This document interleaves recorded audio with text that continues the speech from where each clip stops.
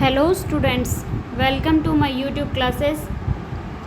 हम पढ़ रहे थे 11th क्लास की केमिस्ट्री की लेसन 3। उसमें हमने सोडियम से रिलेटेड कुछ यौगिक के बारे में पढ़ा है, तो हम इसको आगे और देखते हैं।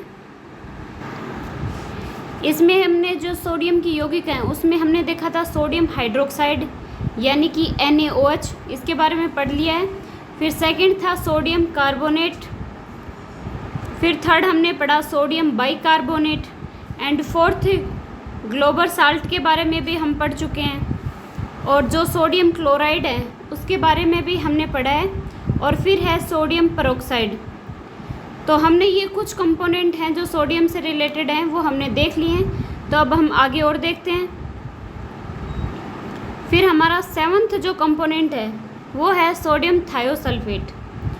सोडियम थायोसल्फेट है, इसका जो अणुसूत्र है वो क्या होगा, देखो Na2S2O3 5H2O। तो ये सोडियम थायोसल्फेट का फॉर्मूला मान लो आप। इसे क्या कहते हैं, हाइपो के नाम से भी जानते हैं, यानी कि सोडियम थायोसल्फेट है, इसको हाइपो भी बोलते हैं। इसका यूज़ है वो फोटोग्राफी में नेगेटिव और पॉजिटिव का स्थायीकरण करने में होता है, यानी कि या तो वो नेगेटिव करो या फिर पॉजिटिव करो, तो उसको बनाने के काम में आता है। और यह अनअपघटित सिल्वर ब्रोमाइड को दूर कर देता है। इसका यूज़ है वो प्रतिक्लोर यानी कि एंटी क्लोर के रूप में विरंजित वस्त्रों में क्लोरीन दूर करने में होता है। और इसका यूज़ है वो सिल्वर और गोल्ड के निष्कर्षण में भी होता है। फिर नेक्स्ट देखते हैं सोडियम नाइट्रेट। सोडियम नाइट्रेट है, इसको चिली साल्ट पीटर भी कहते हैं, यानी कि चिली साल्ट पीटर है वो किसको कहेंगे, सोडियम नाइट्रेट को। यह चिली तथा पेरू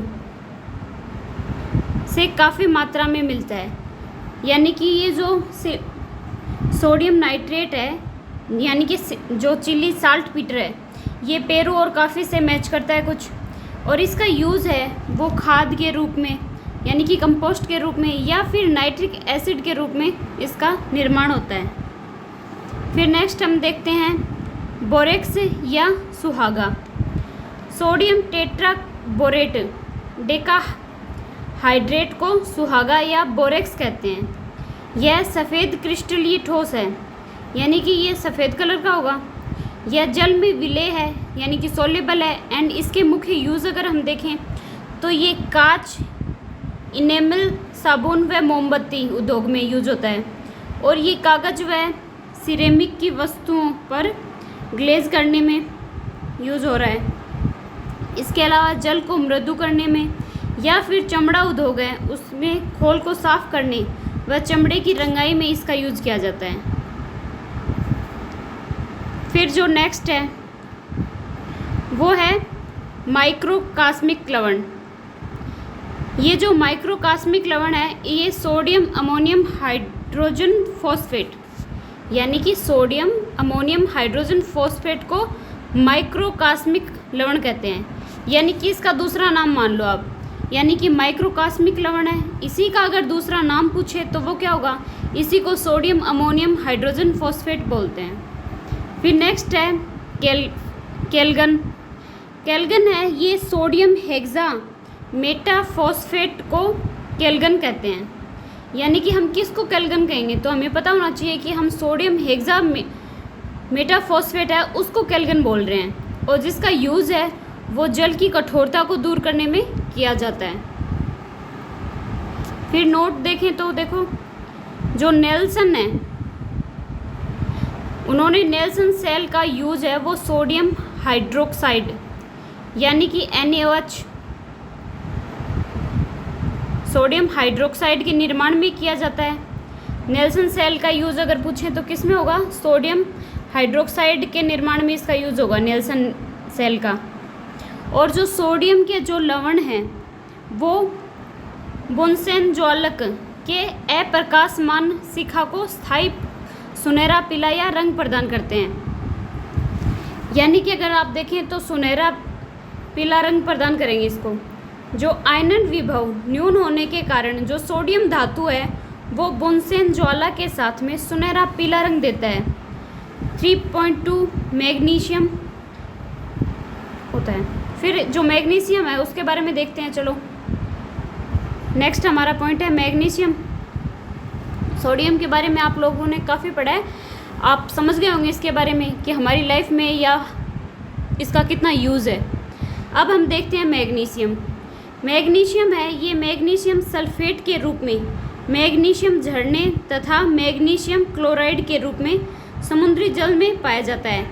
यानी कि ये मैग्नीशियम है, ये या तो मैग्नीशियम क्लोराइड के रूप में होगा या फिर होगा मैग्नीशियम सल्फेट के रूप में। और ये जो प्लांट्स हैं इनका जो ग्रीन कलर होता है, ये इनमें जो कार्बनिक यौगिक है यानी कि क्लोरोफिल के अंदर वो मैग्नीशियम ही होता है। यानी कि आप ये समझ लो कि जो प्लांट्स का ग्रीन कलर है वो क्लोरोफिल की प्रेजेंस में होता है। और क्लोरोफिल के स्ट्रक्चर में अगर हम देखें तो हमारा जो मेन कंपोनेंट है वो मैग्नीशियम प्रेजेंट होता है।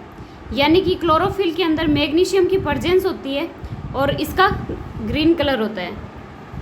और जो मैग्नीशियम का निष्कर्षण है वो देखें तो मैग्नीशियम धातु का निष्कर्षण है वो मुख्यतः क्या है कि कार्नालाइट यानी कि KCl MgCl2 6H2O से किया जाता है। अब हम देखते हैं कि मैग्नीशियम के जो भौतिक गुण यानी कि फिजिकल कैरेक्टर्स हैं वो क्या क्या होते हैं। मैग्नीशियम है वो चांदी की तरह उजली एवं चमकीली धातु है।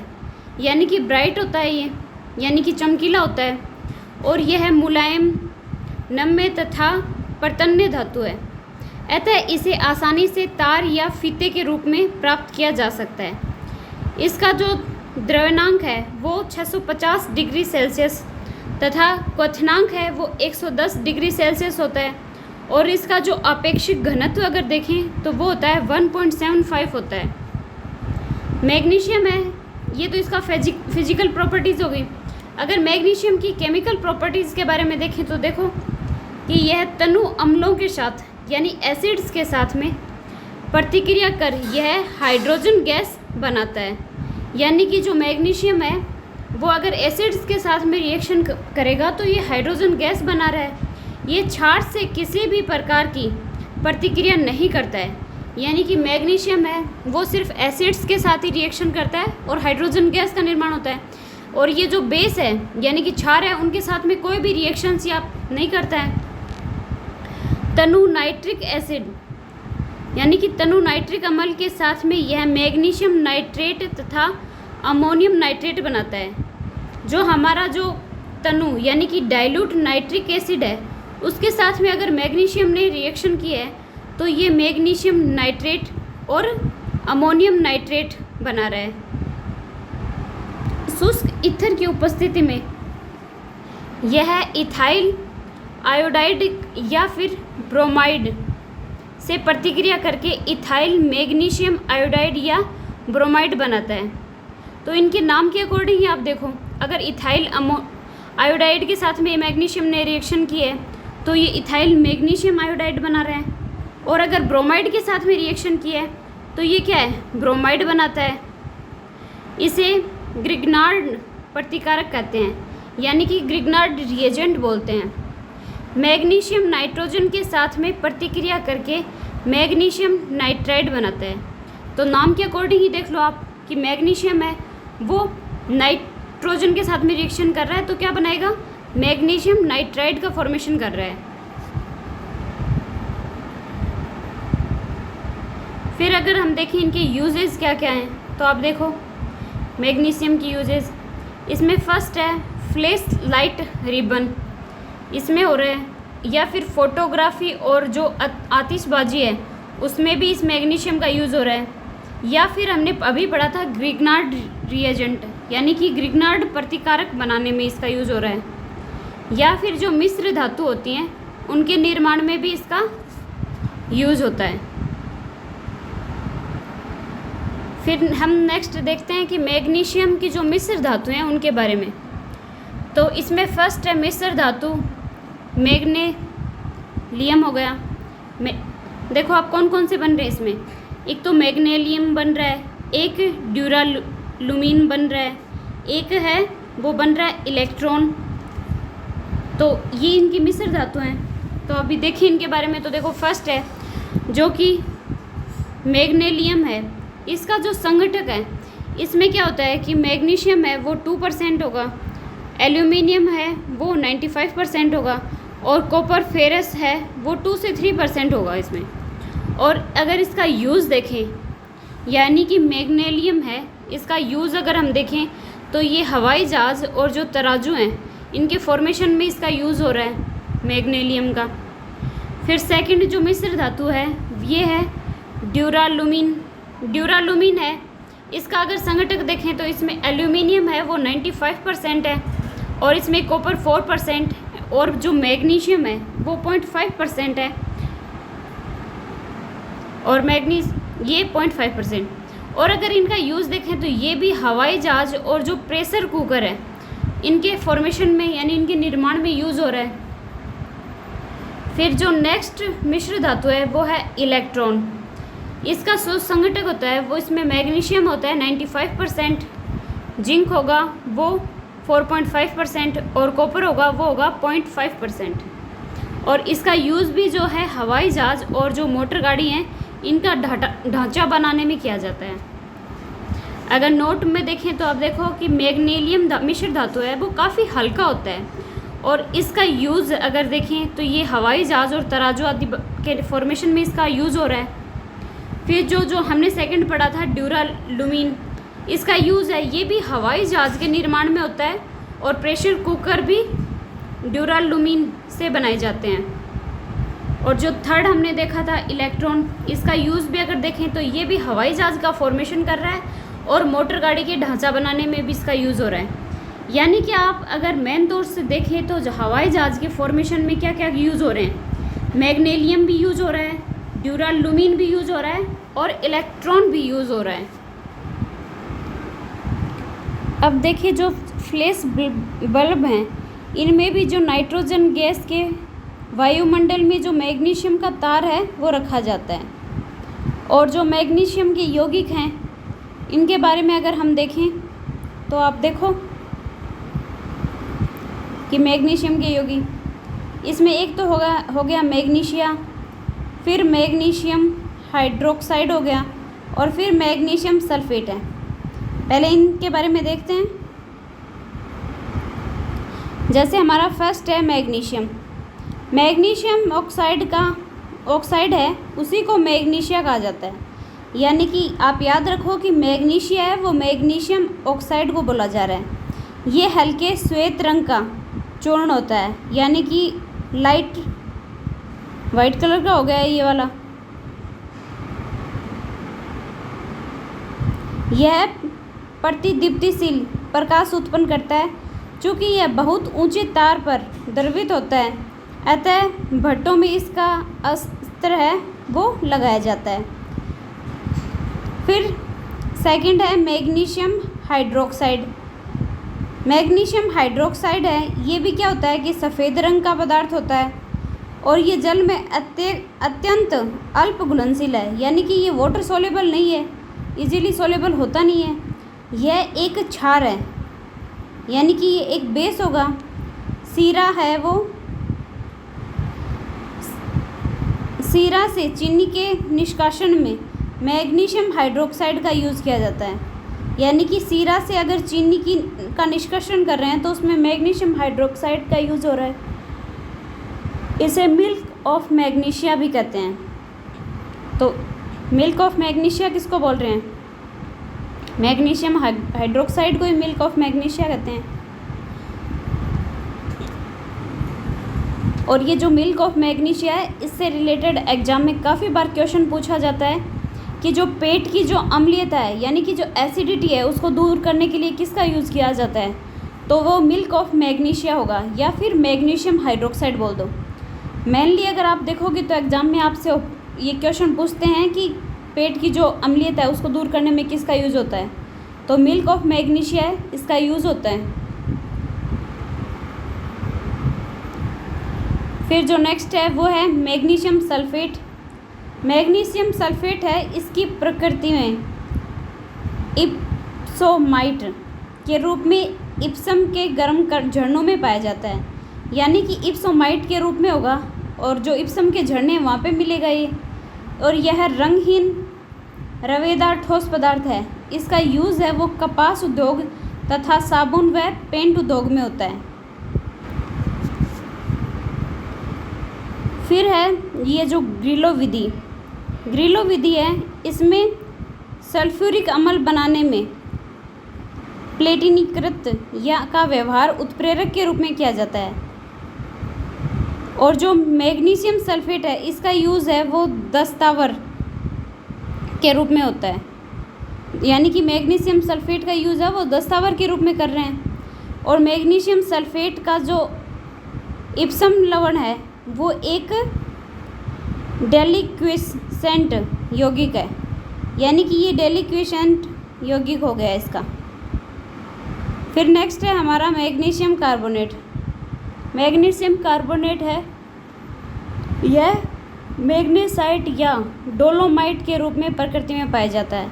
यानी कि 2 फॉर्म्स में मिलेगा, या तो मैग्नेसाइट या फिर डोलोमाइट के रूप में। यह एक श्वेत ठोस पदार्थ है जो जल में क्या होता है, घुलनशील है, यानी कि वाटर सोल्यूबल है। मैग्नीशियम कार्बोनेट का यूज़ है वो छपाई की स्याही, दंतमंजन, चेहरे पर लगाए जाने वाले जो पाउडर है उनमें किया जाता है। और मैग्नीशियम एल्वो की तरह ही यह दवा के रूप में भी इसका यूज़ हो रहा है, यानी कि मैग्नीशियम एल्वा की तरह इसका यूज़ हो रहा है मैग्नीशियम कार्बोनेट का। यह पेट की अम्लीयता को दूर करने में भी काम आता है। फिर हमारा नेक्स्ट है मैग्नीशियम एल्वा। मैग्नीशियम एल्वा है, इसका यूज़ है वो पेट की जो अम्लता यानी कि एसिडिटी को दूर करने में इसका यूज़ होता है। और ये एक क्या है, एंट्रा एसिड है। अगर आपने नोटिस किया हो तो देखो, एक तो मिल्क ऑफ मैग्नीशिया था, वो पेट की अम्लता को दूर कर रहा है, और एक ये मैग्नीशियम अल्वा है, ये भी क्या कर रहा है कि पेट की जो अम्लता है यानी एसिडिटी है उसको दूर कर रहा है। फिर है सोरेल सीमेंट, यानी कि MgCl2 5MgOXH2O को सोरेल सीमेंट कहते हैं। फिर है एल्यूमिनियम, यानी कि हमारा मैग्नीशियम कंप्लीट हो गया है। अब हम पढ़ेंगे एल्यूमिनियम के बारे में। एल्यूमिनियम है, ये प्रकृति में एल्यूमिनियम स्वतंत्र अवस्था में नहीं पाया जाता, यानी कि ये फ्री स्टेट में नहीं होता है। ये किसी न किसी कंपाउंड के साथ में यौगिक के रूप में प्रेजेंट होगा, यानी कि इसके यौगिक काफ़ी मात्रा में मिलते हैं। यह बॉक्साइट, कोरंडम, डायस्पोर या फेल्सपार इनके रूप में मिलेगा हमें। इसके अलावा ये क्या है, अभ्रक का काओलिन या फिर क्रायोलाइट है आदि के रूप में भी मिलता है। एल्यूमिनियम है वो भूपर्पटी में सबसे अधिक मात्रा में पाया जाता है, यानी कि सबसे ज़्यादा एल्यूमिनियम है वो मिलेगा। ये धातु फॉर्म में होता है। ये ऑक्सीजन और सिलिकॉन के बाद सबसे अधिक पाया जाने वाला यह तीसरा तत्व है, यानी कि फर्स्ट तो हमने पढ़ा है कि ऑक्सीजन है, फिर सेकंड सिलिकॉन, और थर्ड अगर हम देखें तो एल्यूमिनियम। ये सबसे ज़्यादा मात्रा में मिलते हैं। फिर ये जो बॉक्साइट था, ये एल्यूमिनियम का मुख्य अयस्क है, जो एल्यूमिनियम के जल योजित ऑक्साइड के रूप में पाया जाता है। चूँकि यह अयस्क सर्वप्रथम फ्रांस में ब्राक्स नामक स्थान पर पाया गया था, इसलिए इस अयस्क का जो नाम है वो बॉक्साइट रखा गया, यानी कि ब्राक्स नामक स्थान पे मिल रहा है तो इसका नाम भी इसी के नाम पे ब्राक्स के नाम पे इस बॉक्साइट नाम रख दिया। फिर एल्यूमिनियम का अगर निष्कर्षण देखें तो एल्यूमिनियम धातु का जो निष्कर्षण है ये मुख्यतः बॉक्साइट अयस्क में विद्युत अपघटन विधि द्वारा किया जाता है, यानी कि विद्युत अपघटन विधि द्वारा होगा। बॉक्साइट का जो रासायनिक नाम है वो हाइड्रेटेड एल्यूमिना है। बॉक्साइट के विद्युत अपघटन में क्रायोलाइट का यूज है वो बॉक्साइट को कम ताप पर घुलाने हेतु किया जाता है। फिर अगर देखें तो एल्यूमिनियम के जो भौतिक गुण हैं यानी कि फिजिकल प्रॉपर्टीज़ देखें तो ये चांदी के समान ही क्या होता है कि चमकीली धातु है और इसका द्रव्यमांक है वो 659.8 डिग्री सेल्सियस होता है। और अगर क्वथनांक देखें तो 2200 डिग्री सेल्सियस तथा विशिष्ट गुरुत्व इसका देखें तो वो 2.7 होता है। और ये ऊष्मा और विद्युत का सुचालक होता है और ये आघातवर्धक तथा क्या होता है कि तन्य धातु होती है। फिर जो एल्यूमिनियम है इसके रासायनिक गुण यानी इनके केमिकल प्रॉपर्टीज़ के बारे में देखते हैं कि ये तनु तथा सांद्र हाइड्रोक्लोरिक अम्ल में घुलकर ये हाइड्रोजन गैस देता है। यानी कि एल्यूमिनियम है वो भी हाइड्रोक्लोराइड अम्ल है उसके साथ में अगर रिएक्शन करेगा तो हाइड्रोजन गैस दे रहा है एवं एल्यूमिनियम क्लोराइड बनाता है। तनु सल्फ्यूरिक एसिड के साथ धीरे धीरे प्रतिक्रिया कर यह हाइड्रोजन गैस देता है। यानी कि ये सल्फ्यूरिक एसिड के साथ में भी रिएक्शन करेगा या फिर हाइड्रोक्लोराइड के साथ करेगा तो दोनों ही प्रोसेस में क्या होगा कि ये हाइड्रोजन गैस का फॉर्मेशन कर रहा है। यह सांद्र सल्फ्यूरिक एसिड के साथ में गर्म किए जाने पर एल्यूमिनियम सल्फेट बनाता है और SO2 गैस बाहर निकलती है। यानी कि एल्यूमिनियम सल्फेट का फॉर्मेशन होगा और SO2 भी निकलेगी। सोडियम हाइड्रोक्साइड या पोटेशियम हाइड्रोक्साइड में यह घुलकर एल्यूमिनियम लवण बनाता है। यह हाइड्रोजन गैस बाहर निकलती है। यह हाइड्रोजन का संयोग कर हैलाइड्स का बनाता है। यह नाइट्रोजन के साथ में प्रतिक्रिया कर एल्यूमिनियम नाइट्राइड बनाता है। अगर इसके यूजेस देखें एल्यूमिनियम के तो एल्यूमिनियम है ये क्या है मिश्र धातु यानी वायुयान मोटर आदि के फॉर्मेशन आदि बनाने में यूज़ हो रही है। और ये जो घरेलू बर्तन है उनको बनाने में भी यूज़ ले रहे हैं। और इसके अलावा ये जो तार विद्युत संचालन में भी प्रयुक्त होता है। लोहा मैग्नीज आदि जो धातु हैं उनके ऑक्साइडों में धातु के अवकृत करने में भी ये यूज़ में लिया जाता है। और इसके जो पत्थर मिठाई सिगरेट आदि का जो लपेटते हैं तो उसमें इसका यूज़ हो रहा है। ये जो थर्मिट विधि है इसके द्वारा इस धातु के कुछ जो ऑक्साइड्स हैं उनको धातु से अवकृत करने में यह प्रयुक्त होता है। आई थिंक आप लोग समझ गए होंगे। अगर आपको अच्छा लगा हो तो आप चैनल को सब्सक्राइब करें, लाइक करें। और अगर किसी को कुछ डाउट हो तो कमेंट करके आप क्वेश्चन कर सकते हैं। अब आज आप इस एल्यूमिनियम्स के जो कंपाउंड बन रहे हैं यानी कि इनके जो यौगिक बनते हैं उनके बारे में पढ़ें। कल हम उन यौगिक के बारे में पढ़ेंगे और आगे के भी कुछ प्रोसेस देखेंगे। Thank you.